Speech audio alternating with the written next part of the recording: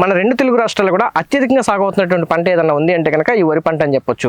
కొన్ని ప్రాంతాల్లో అయితే కనుక రెండో పంటగా కూడా ఈ వరే సాగు చేస్తుంటారు. ఈ వరిలో మొట్టమొదటిగా వచ్చేటువంటి కీటకాలు ఏదైతే ఉందో ఆకు చుట్టు పురుగు, అలాగే కాండం తులుసు పురుగు, ఈ రెండు కానీ వరిలో కనుక ఆశిస్తే కనుక పంటలో 50 నుంచి 60% వరకు కూడా నష్టపరిచేటువంటి అవకాశం ఉంది. ఈ వరి పంటలో అత్యధికంగా వచ్చేటువంటి కాండం తులుసు పురుగుని, ఆకు చుట్టు పురుగుని సమర్థవంతంగా అన్ని దశల్లో నిర్మూలించేందుకు ఒక నూతన సాంకేతిక టెక్నాలజీని అయితే తీసుకొచ్చింది సింజెంటా.